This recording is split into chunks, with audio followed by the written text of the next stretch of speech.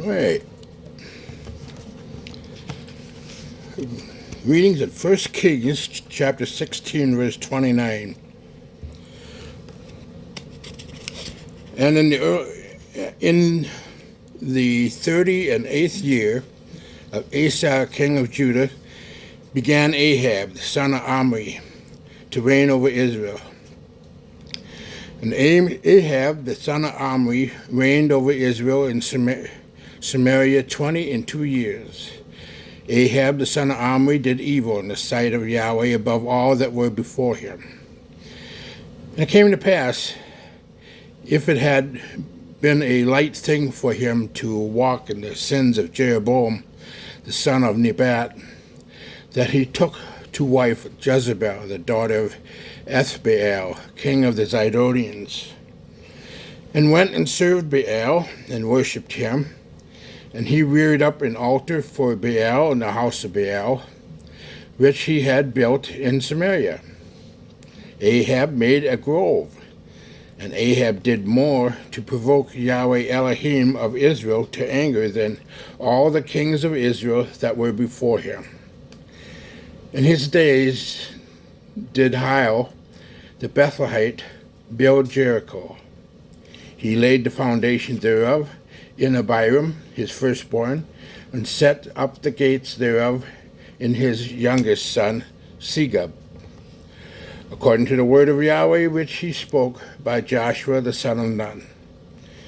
And Elijah the Tishbite, who was of the inhabitants of Gilead, said unto Ahab, As Yahweh Elohim of Israel lives, before whom I stand, there shall not be dew nor rain these years, but according to my word.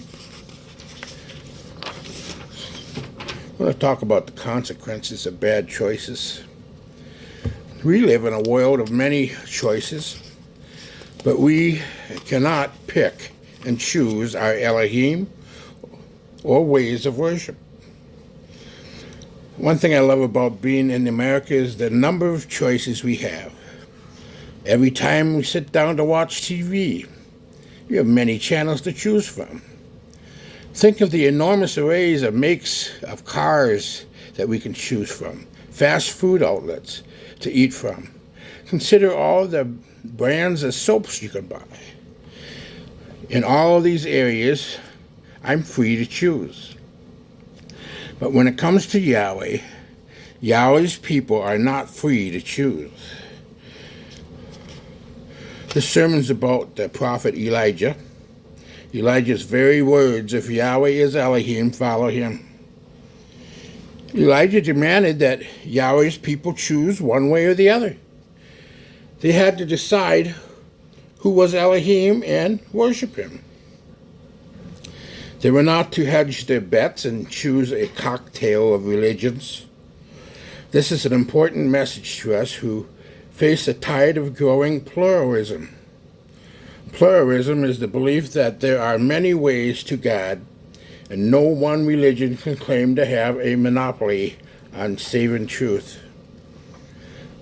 This is not only a predominant belief among non-Christians, it has now come to dominate the thinking among those who claim to be Christians.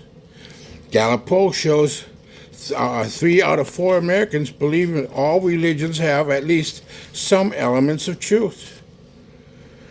Presbyterian Church of the USA rejected a statement declaring Jesus is the only Savior and Lord at one of its conventions. And a while back, I saw an article where they prayed to Allah and declared Muhammad as a prophet and cursed Israel. I want us to study the message of Elijah because our confident trust in the Elohim of our Master Yeshua Messiah being the only true Elohim is under attack. 1 Kings 16 contains the record of kings of Israel. There exist 2 kingdoms. The northern kingdom was known as Israel, the southern as Judah. The book of Kings alternates between the stories of the northern kingdom and the southern kingdom. In chapter 16, verse 29, we meet a king called Ahab. He was a king of Israel. Verse 30 gives us a great deal of information about this king. Ahab, son of Omri, did more evil in the eyes of Yahweh than any of those before him. This is certainly not a very flattering description, but as you read through the book of Kings, this seems to be a description given to many of the kings. Take, for instance, King Baasha, who was the fourth king preceding Ahab, in 15 verse 34. He did evil in the eyes of Yahweh. We can read about Zimri. He did evils in the eyes of Yahweh. Then there was Ahab's father, Omri, in 1625. But Omri did evil in the eyes of Yahweh and sinned more than all those before him.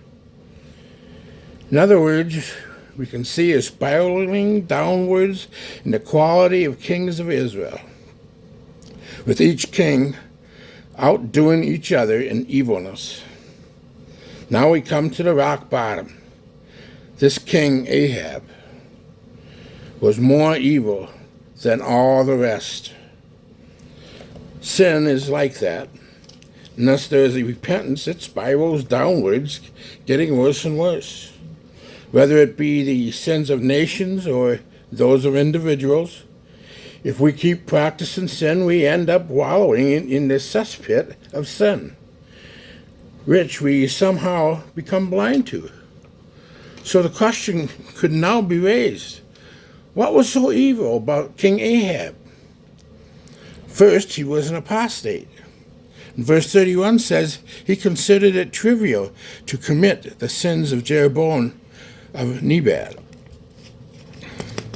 This may not jump out at you as very serious, but that depends on who Jeroboam was and what he did. Jeroboam was a king of division. After Solomon's death, there was disagreement among Yahweh's people, so Jeroboam took 10 tribes and formed a new kingdom in the north. It took on the name Israel. That left 2 tribes which formed the southern kingdom, called Judah. Israel was split in 2 and never united again. And secondly, Jeroboam was an impostor. Jeroboam was made king of the northern kingdom, while the southern kingdom continued to operate under the kingship and true kingly line of David. Through assassination and military coup, the northern kingdom, Ahab's kingdom, had 9 different dynasties, while Judah only ever had one, and that was of David. Jeroboam was an apostate. He was concerned that Jerusalem and the temple were in Judah, and he didn't want his people going there to worship Yahweh. So he set up 2 of his own altars in his kingdom, Bethel and Dan. He built 2 golden calves and set them up as images to be worshipped. And he appointed his own priests to carry out his new religion regarding of whether they were from the priestly Levite tribe. But 1 Kings 16 verse 30 says that Ahab, son of Omri, did more evil in the eyes of Yahweh than any of those before him. Jeroboam led Yahweh's people in false worship, was a terrible role model, and 6 chapters later, Ahab was still being compared to him and committing the same sin. Also, we see King Ahab made a bad choice in his bride. 1 Kings 16:31 says he also married Jezebel, daughter of Ethbaal, king of the Sidonians, and began to serve Baal and worship him. Yahweh's people were not to marry foreign women, but Ahab did. He married a most revolting woman, Jezebel, who had an enormous influence over him and led him into apostasy, murder, and theft. In 1 Kings 21, verse 25, But there was none like unto Ahab, which did sell himself to work wickedness in the sight of Yahweh, whom Jezebel his wife stirred up. You learn more about Jezebel as you progress through Kings. She was frighteningly wicked woman. In 1 Kings 16:32, we learn that King Ahab set up an altar for Baal in the temple of Baal that he built in Samaria. In verse 33, it says that Ahab also made an Asherah pole and did more to provoke Yahweh, the Elohim of Israel, to anger than did all the kings of Israel before him. Israel was, in effect, a pluralistic nation. They were only too happy to mix religions. This way they could hedge their bets and appeal to both Elohims. You have to keep in mind this wasn't the 21st century. They didn't have the predictability that we have. They didn't have irrigation or modern fertilization. They couldn't trade perishables with distant lands, so they were at the mercy of the Elohims for survival. They could not control the climate patterns, so they made sacrifices to appease the Elohims. If they didn't appease the right Elohim, it could prove fatal. So they covered all their bases and worshipped more than one Elohim. Baal was the chief Elohim of the Canaanites and was an Elohim of natural forces, so it made sense for their survival to worship him. But Yahweh will not tolerate shared loyalty. He is a jealous Elohim. This point is illustrated in Deuteronomy 32, verse 16, which says they provoked him to jealousy with strange gods. With abominations provoked they him to anger. Yahweh may be slow to anger, but this behavior will certainly do it. Yahweh told his people how they were to worship him. They were not to get their lead from the surrounding nations. You must not worship Yahweh your Elohim in their way. He promised them judgment if they did. Deuteronomy 11:16. Take heed to yourselves, that your heart be not deceived, and you turn aside and serve other Elohims and worship them. Then Yahweh's wrath be kindled against you, and he will shut up the heaven, that there be no rain, that the land yield not her fruit, unless you perish quickly from off the good land which Yahweh gave you. Deuteronomy 8:19.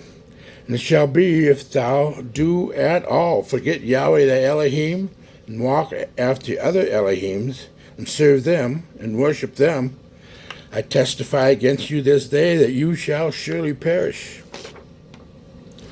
Exodus 34:14. For thou shalt worship no other Elohims, for Yahweh, whose name is jealous, is a jealous Elohim. We also receive this short reminder that ignoring Yahweh's warnings eventually catches up.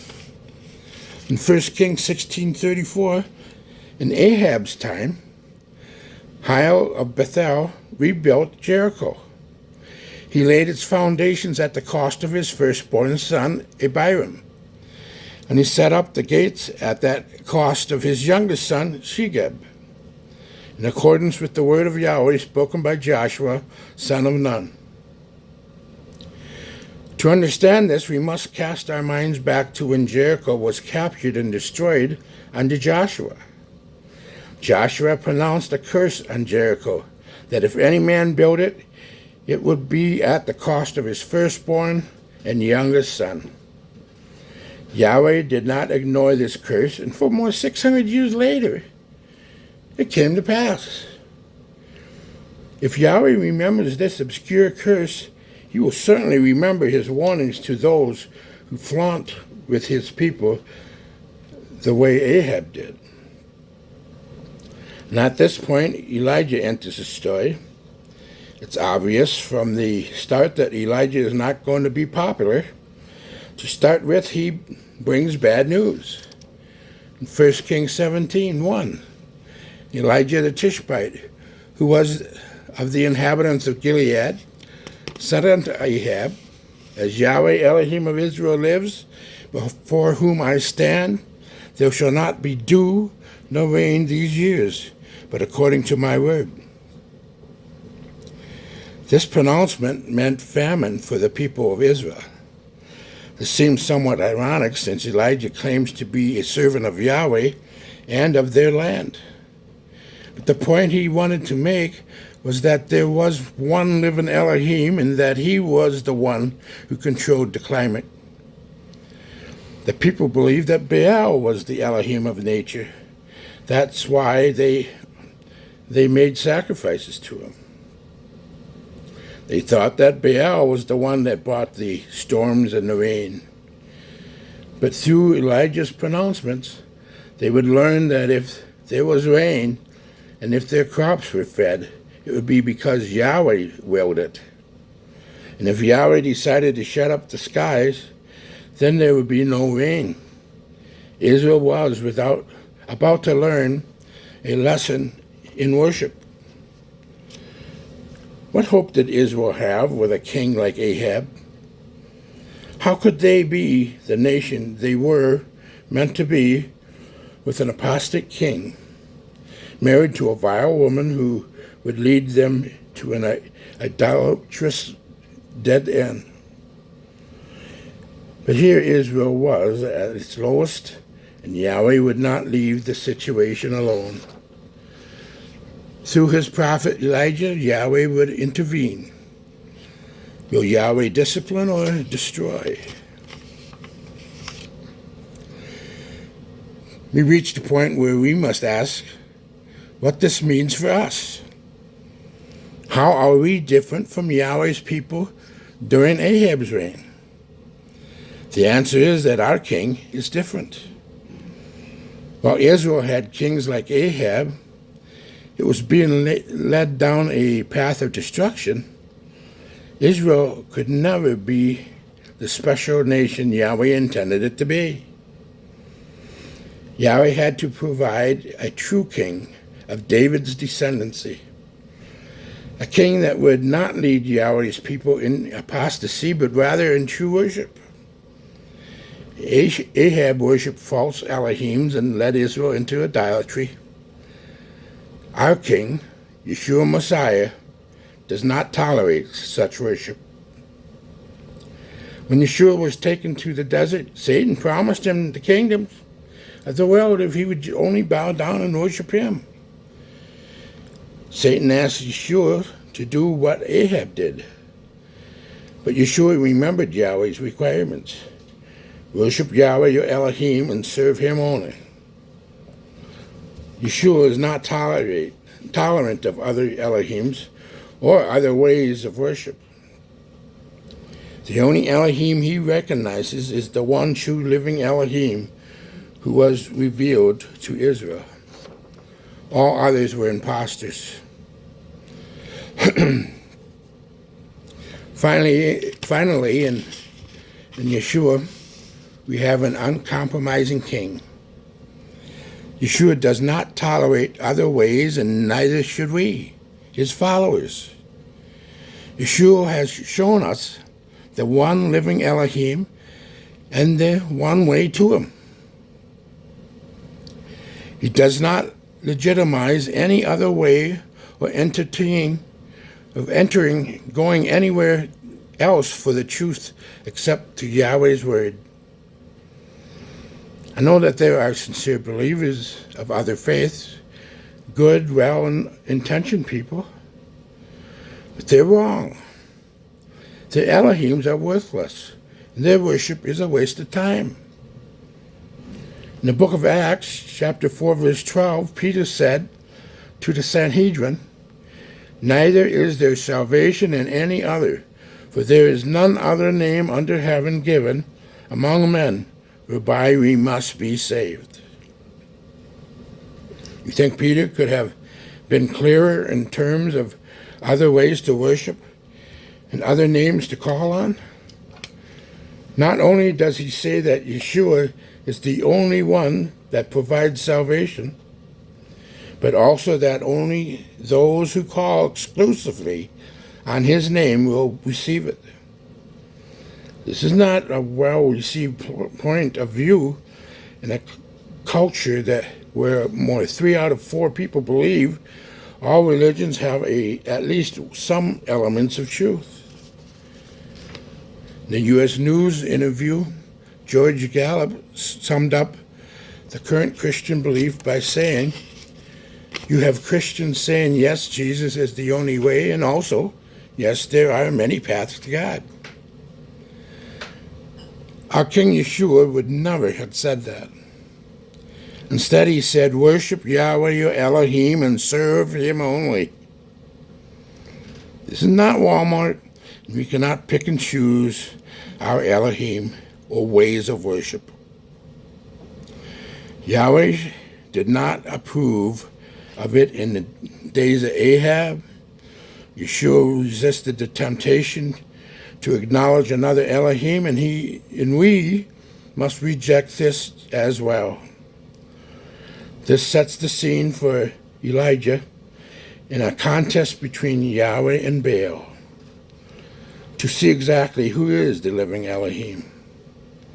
Israel will no longer be allowed to hedge their bets. They must either worship Yahweh and reject Baal, or have Yahweh reject them. Joshua 24, verse 15. "And if it seems evil unto you to serve Yahweh, choose you this day whom you will serve, whether the Elohims which your fathers served that were on the other side of the flood, or the Elohims of the Amorites, in whose land you dwell. But as for me and my house, we will serve Yahweh." Yahweh bless. Yahweh bless.